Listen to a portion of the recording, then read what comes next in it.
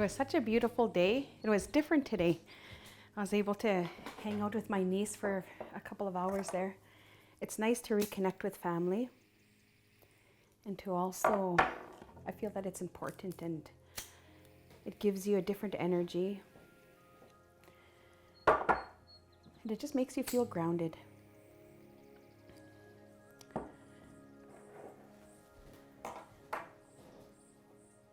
I sure enjoyed that. It's nice to be around the kids as well too. And while growing up, it was very different compared to today. And we always hear that statement.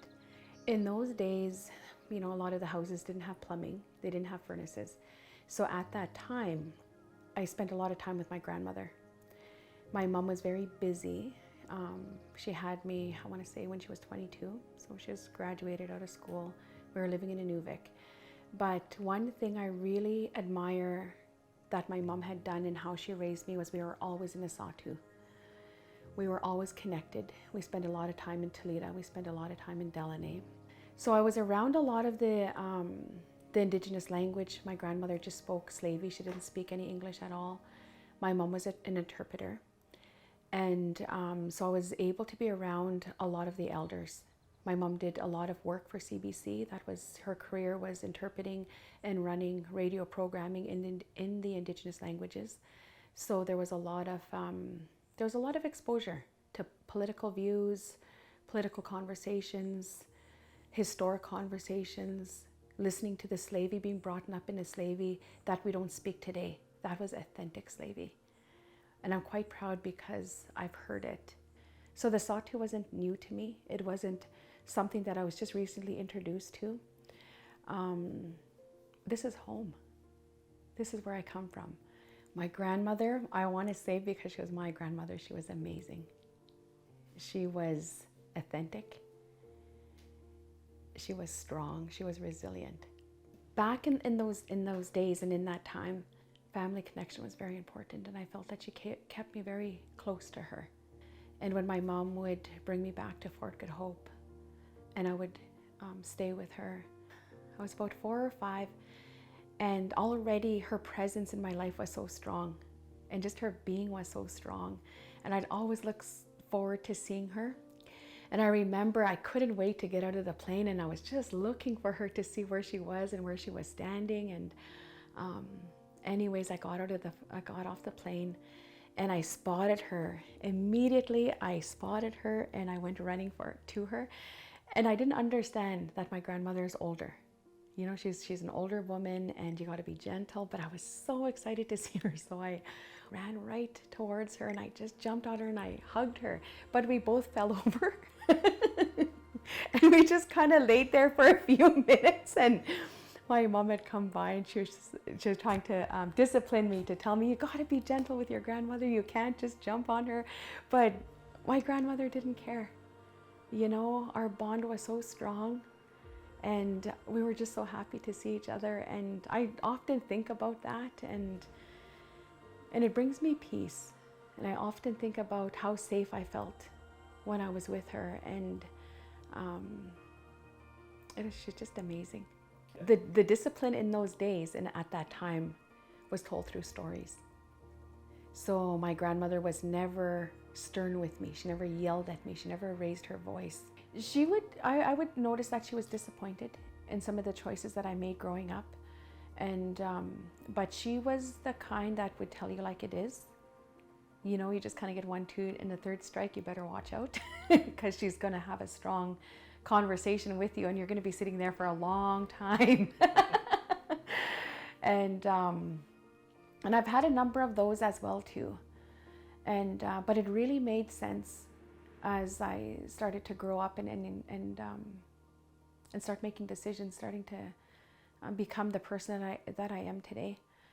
And but one thing I really admired about her is now today is just reflecting on her life and what that world was like, and how she fought for her family and her grandchildren to live well and do well. When my grandmother was younger, and it's really unfortunate, this was way before my time, she had an experience that had happened, and it affected her for her whole life. But she actually she lost her family. Losh Lake is where we come from, and it's where her family came from. And there was a tragic accident that had happened, and she had 13 brothers and sisters, including her parents, and she lost them through the ice.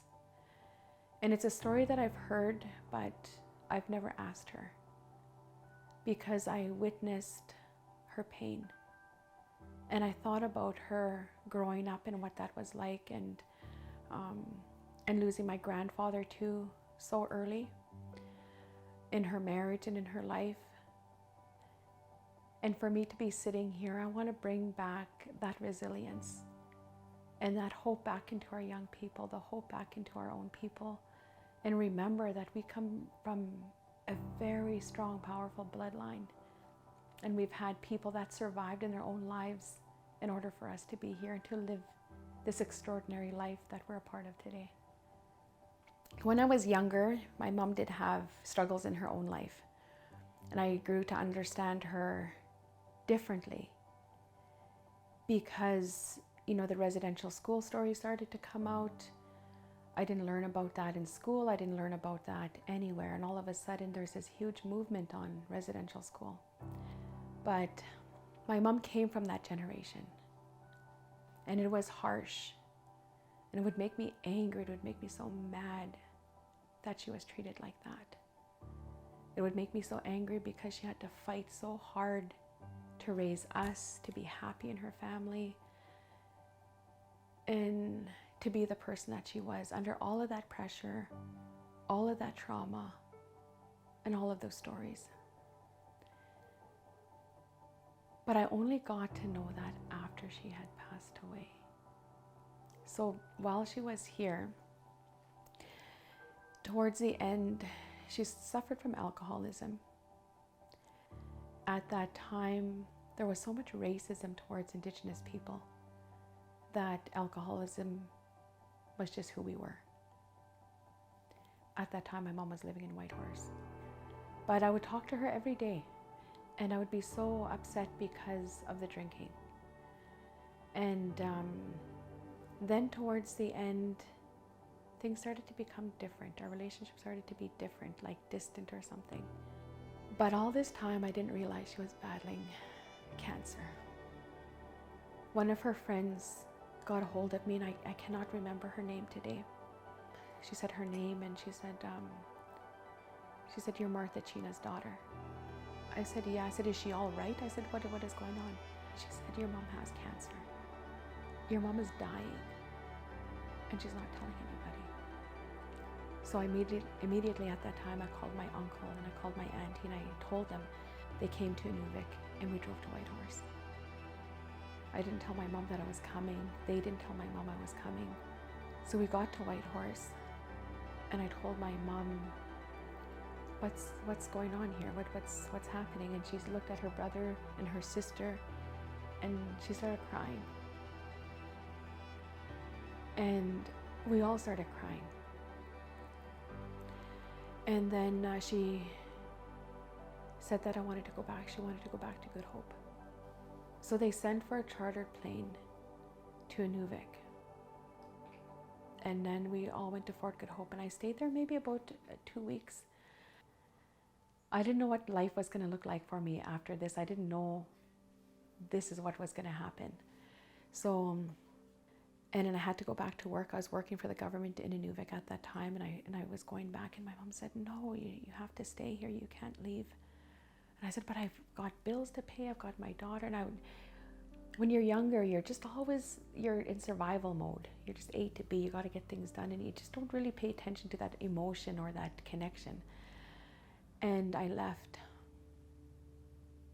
I regret that I left, but maybe about 2 weeks later, and I got a phone call from the social worker that was there, and he said, "You need to come back here." I said, I'm so busy." He said, "Paulie, you need to come back. Your mom's gonna die this weekend."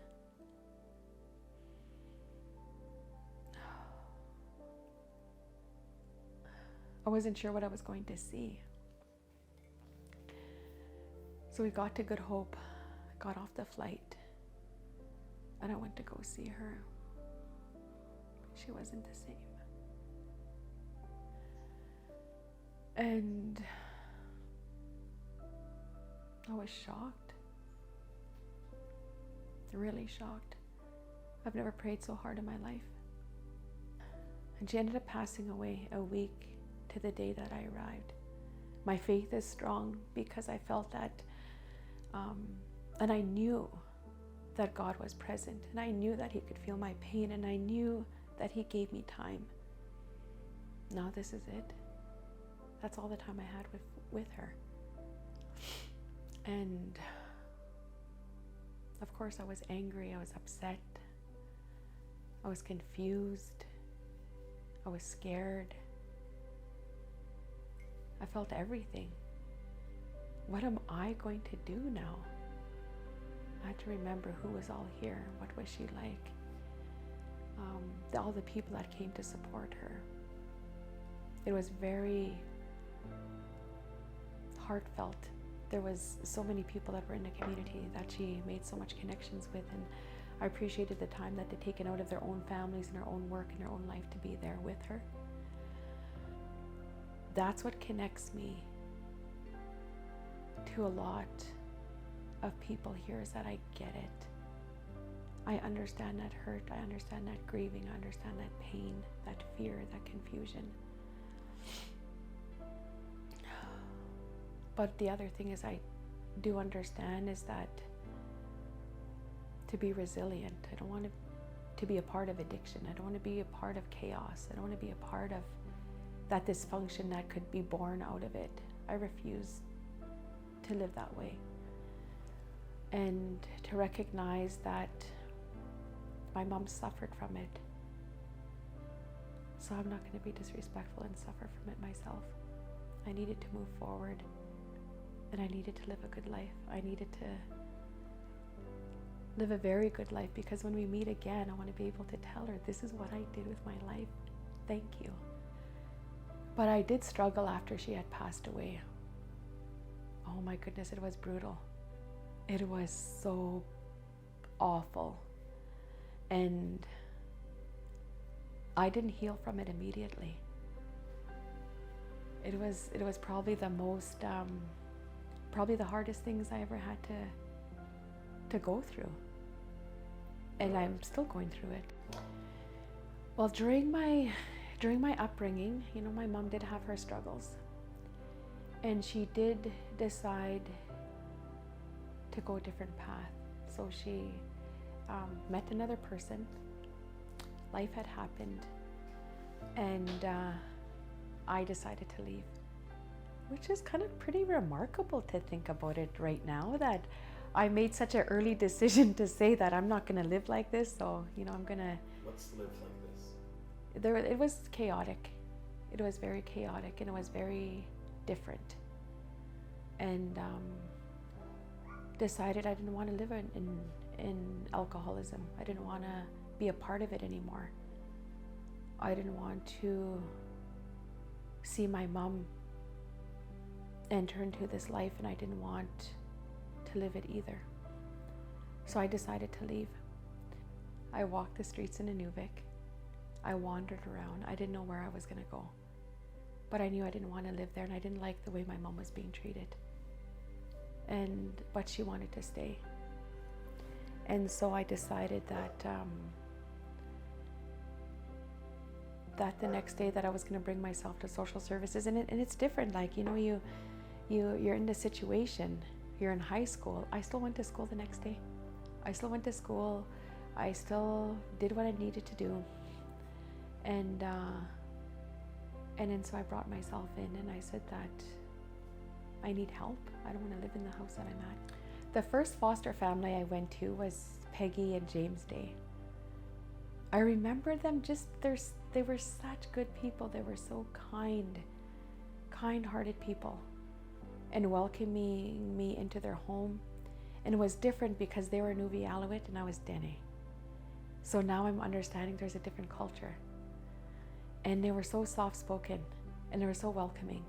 And they had a whole bunch of kids themselves, but it was safe. The environment, people were happy, and there was no addiction in their home. And I was very fortunate to have spent some time with them. I remember the conversations were really emphasized on education. Get to school. You got to keep on going to school. And it embedded in my head that, you're going to do great things.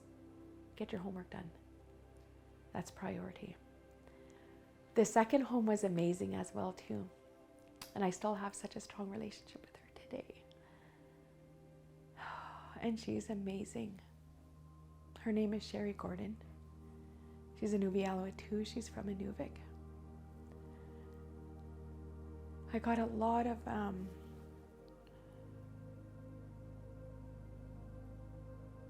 of respect for her.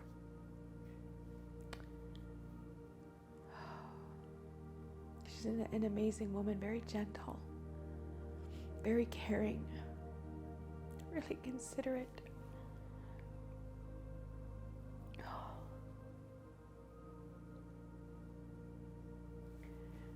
And her hope for me to do well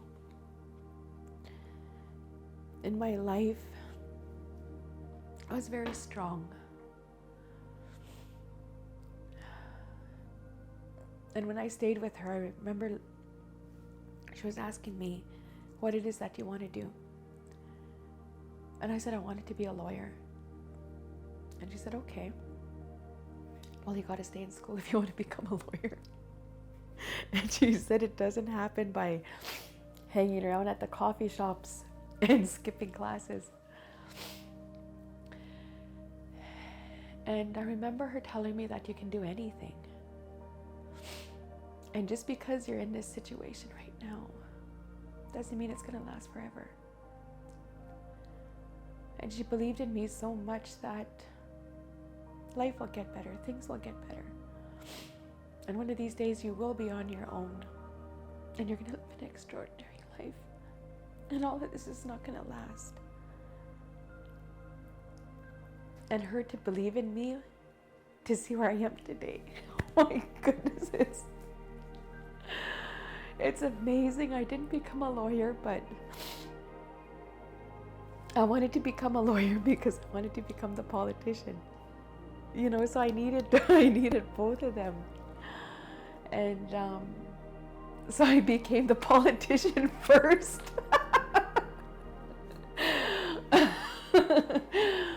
And I remember when I got elected, and she phoned me right away. She said, "My girl, what are you doing? What happened?" And she said, "I told you you were going to do amazing things."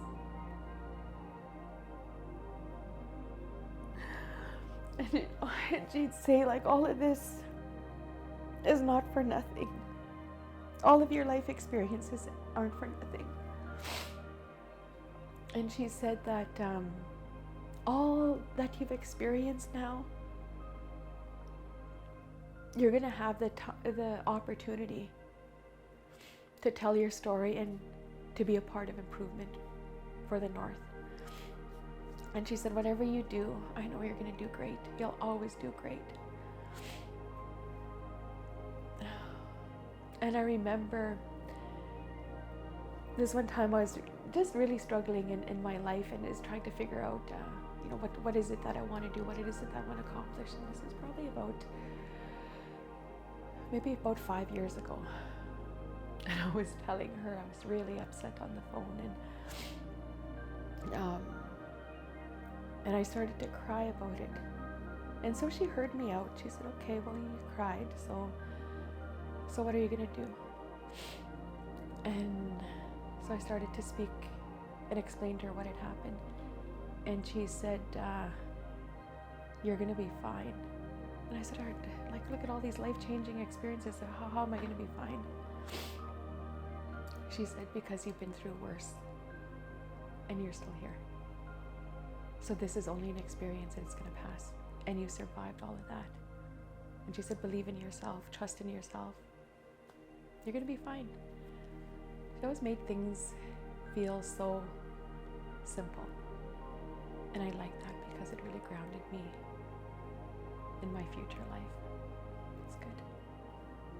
I want to tell the region that, obviously I'm very thankful. I've got a lot of gratitude, but how important this seat actually is and the influence that this seat actually has at the territorial level.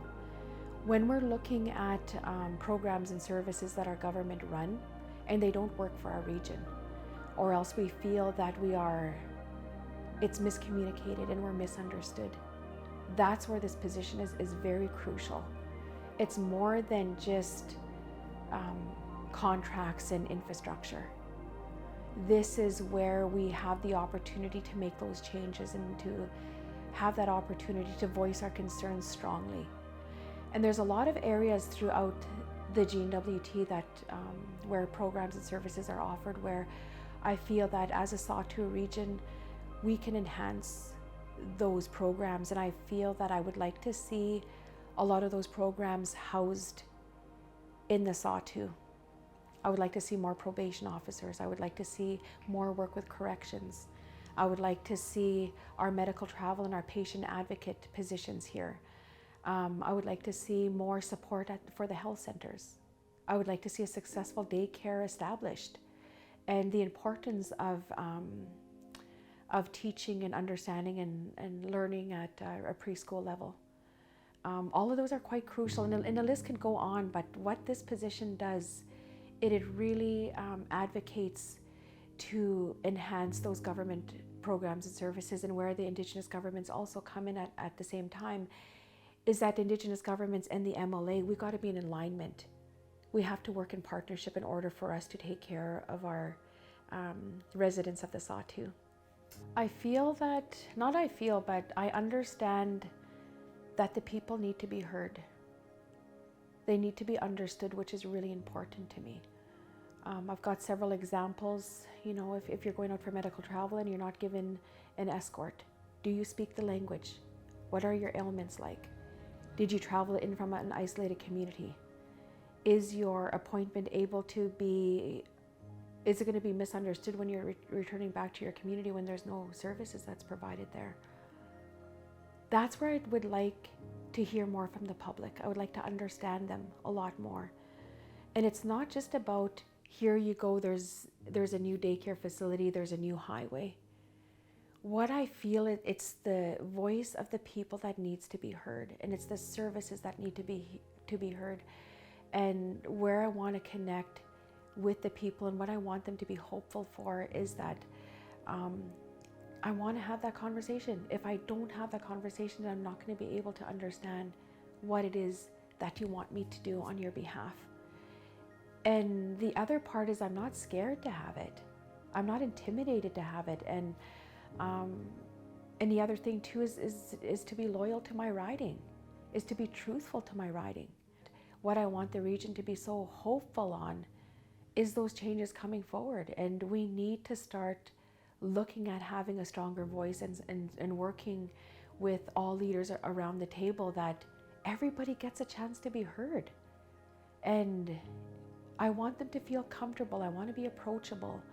And I want my colleagues throughout the Sawtooth to work with me in the same mindset, is that we were all at this table because we had people that had voted for us, and let's give them their hope back. Let's give them back their power and their control. And they wanted us to be their voice. So let's move forward. Masi.